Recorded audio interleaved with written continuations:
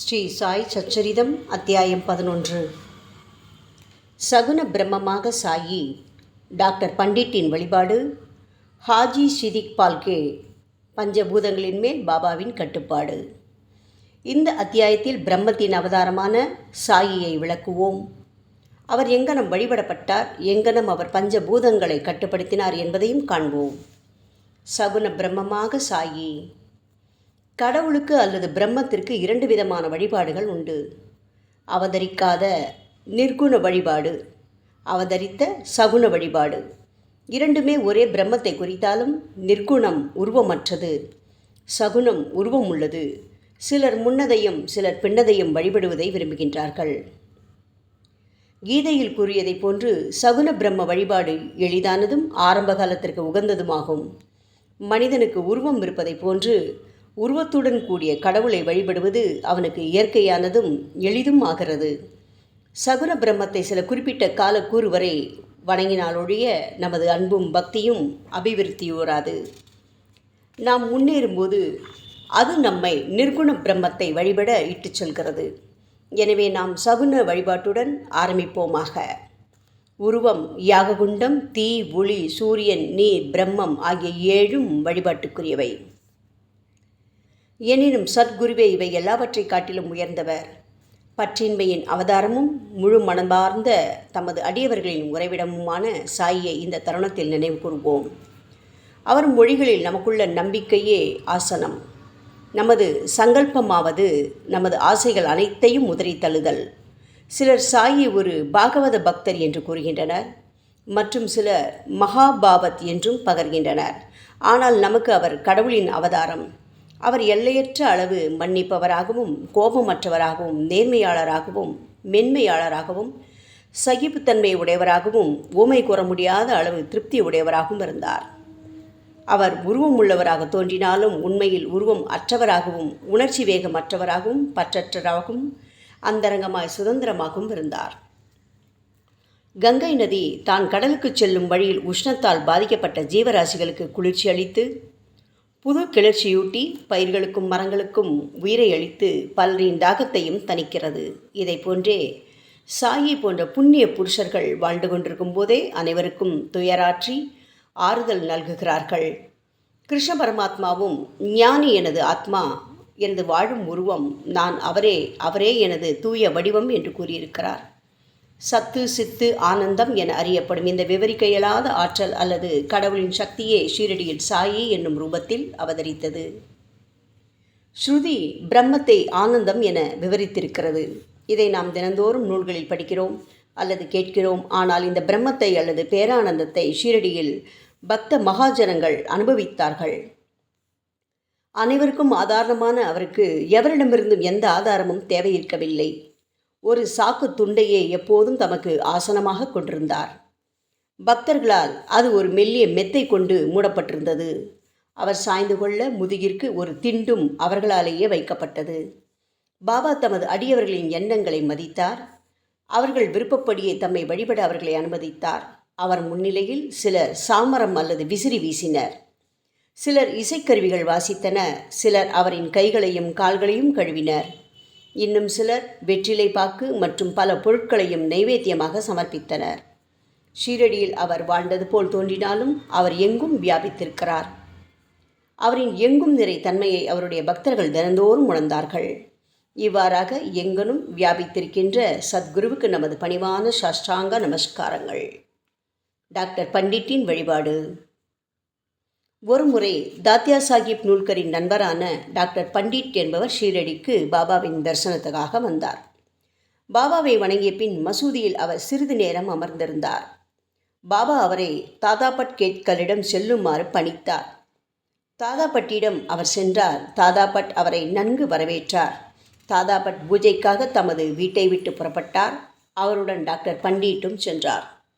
தாதாபட் பாபாவை வழிபாடு செய்தார். இதுகாரும் எவரும் பாபாவின் நெற்றிக்கு சந்தனம் பூச துணிந்ததில்லை. மகள்சாபதி மட்டுமே பாபாவின் கழுத்தில் சந்தனம் பூசுவது வழக்கம்.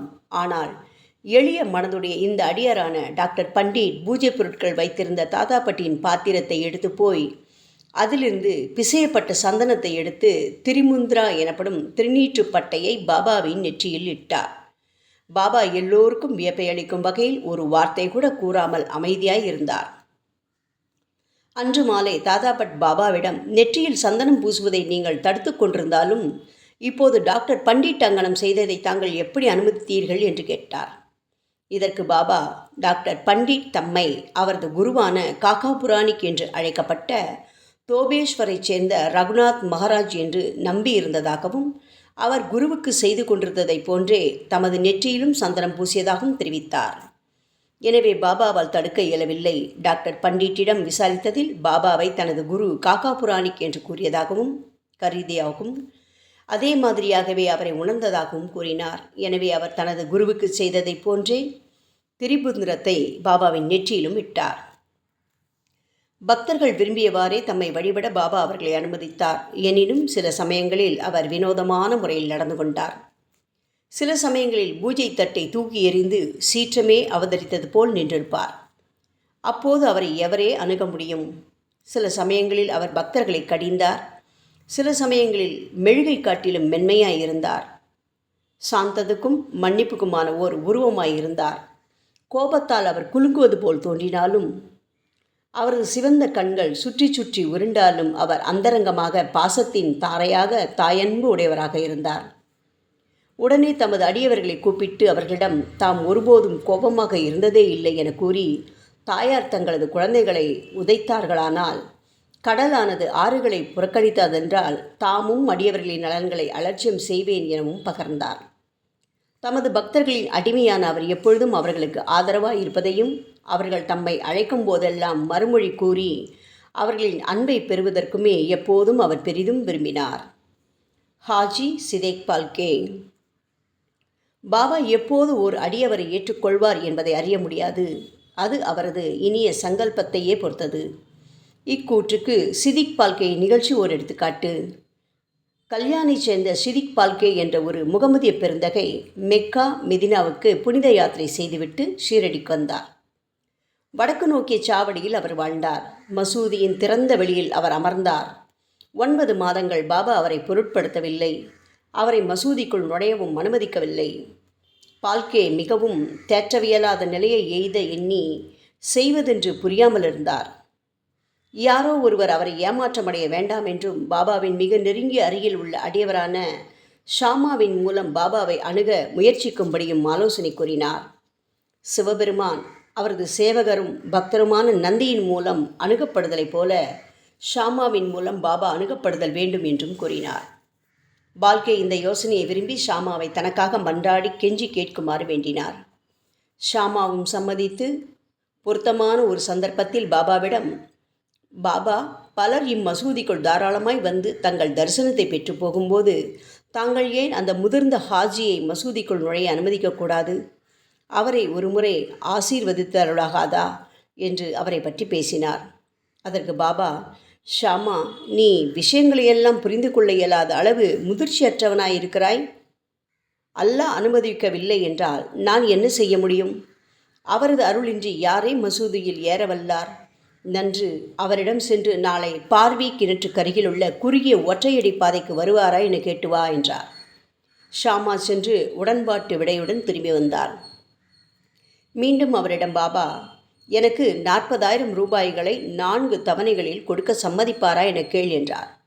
ஷாமா சென்று 40 லட்சம் ரூபாய்கள் கூட தர அவர் சம்மதிப்பதான பதிலுடன் திரும்பி வந்தார். மீண்டும் பாபா, நாங்கள் ஒரு ஆட்டை மசூதியில் வெட்டப் போகிறோம். அவரை அதன் மாமிசம், தொடை, கொட்டை இவைகளில் எது வேண்டும் என கேள் என்று கூறினார். ஹாஜி பாபாவின் கொலம்பாவிலிருந்து ஏதாவது ஒரு சிறு துணுக்கை பெற்றுக்கொள்வதிலேயே மகிழ்வதாகவும் ஷாமா பதில் கொண்டு வந்தார்.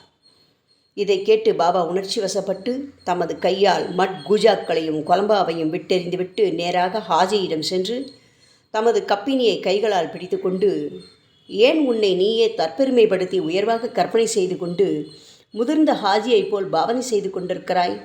குரானை நீ இந்த விதமாகத்தான் கற்றுணர்ந்தாயா? நீ உனது மெக்கா தல யாத்திரை குறித்து பெருமை கொள்கிறாய், ஆனால் நீ என்னை அறியவில்லை என்றார்.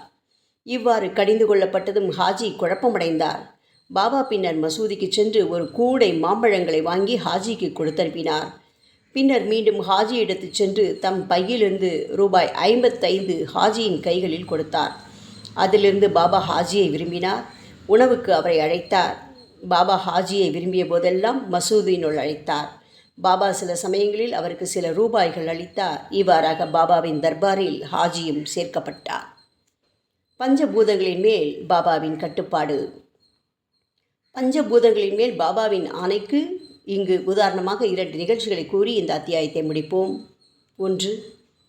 ஒரு நாள் மாலை நேரத்தில் ஷீரடியில் பயங்கரமான புயல் வீசியது. கரும் மேகங்களால் வானம் திரையிடப்பட்டிருந்தது. காற்று பலமாக வீசத் தொடங்கியது. மேகங்கள் கர்ஜித்து மின்னல் பளிச்சிட்டது. மழை வெள்ளமாய் பொழியத் தொடங்கியது. சிறிது நேரத்தில் அவ்விடம் முழுவதும் வெள்ளக்காடாகியது. ஷீரடியிலிருந்த சர்வ ஜந்துகளும் பறவைகளும் மிருகங்களும் மனிதர்களும் பயங்கரமாக பீதி அடைந்து திரளாக மசூதியில் தஞ்சமடைந்தனர். ஷீரடியில் பல கிராம தேவதைகள் இருக்கின்றன. ஆனால் அவைகளில் எவையும் அவர்களின் உதவிக்கு வரவில்லை. எனவே அவர்கள் எல்லோரும் தங்களது பக்தியின்பால் பற்று மீதூறும் தங்களது கடவுளான பாபாவை அவர் குறுக்கிட்டு புயலை தணிக்க வேண்டினார். பாபா மிகவும் மனது உருகினார். பாபா மசூதியிலிருந்து வெளிப்போழ்ந்து தன் விளிம்பில் நின்று பெருத்த இடிமுழக்கம் போன்ற குரலில் புயலை நோக்கி, நிறுத்து உன் சீற்றத்தை, நிறுத்தி அடங்கி இரு என கூறினார். சில நிமிடங்களில் மழை குறைந்தது. காற்று வீசுவது நின்று புயலும் அடங்கியது. பின்னர் சந்திரன் வானத்தில் உதயமாகி மக்கள் நன்றாக மகிழ்வெய்தி வீட்டிற்கு திரும்பினர். 2. மற்றொரு சந்தர்ப்பத்தில் மத்தியான நேரத்தில் மசூதியில் துணியில் உள்ள நெருப்பு பிரகாசமாக எரியத் தொடங்கியது. அதனுடைய ஜுவாலை மசூதியின் விட்டத்தை அடைந்தது. மசூதியில் அமர்ந்திருந்த மக்களுக்கு என்ன செய்வதென்று புரியவில்லை. தண்ணீரை அதன் மீது ஊற்றும்படியோ அல்லது ஜுவாலையை தணிப்பதற்கு வேறு எதுவும் செய்யும்படியாகவோ பாபாவை கேட்க அவர்களுக்கு துணிவு வரவில்லை. ஆனால் சிறிது நேரத்தில் பாபா என்ன நிகழ்ந்து கொண்டிருக்கிறது என்பதை உணர தலைப்பட்டார். தமது சட்காவை எடுத்து முன்னுள்ள ஒரு தூணின் மீது ஓங்கி அடித்து, கீழிறங்கு, அமைதியாய் இரு என்றார். ஒவ்வொரு தடியின் அடிக்கும் ஜுவாலை கீழிறங்கி தொடங்கி சில நிமிடங்களில் குறைந்து துணி அமைதியாகவும் சாதாரணமாகவும் ஆகியது. இவரே நமது சாயி, கடவுளின் அவதாரம். தம்முன் வீழ்ந்து பணிந்து சரணாகதி அடைந்த எந்த மனிதரையும் அவர் ஆசீர்வதிக்கின்றார். தினந்தோறும் பக்தியுடன் இந்த அத்தியாயத்தை படிப்பவர் எல்லா கேடுகளிலிருந்தும் விடுபடுவர். இது மட்டுமன்று, எப்போதும் சாயின் மேல் பக்தியுடையவராகவும் அன்புடையவராகவும் இருந்து வெகு விரைவில் கடவுள் காட்சியை பெறுவார். எல்லா ஆசைகளும் நிறைவேறியவராக, அவாவற்றவராக இறுதியில் உயர்நிலை எய்துவார். ஸ்ரீ சாயியை பணிக. அனைவருக்கும் சாந்தி நிலவட்டும். ஓம் சாய்ராம்.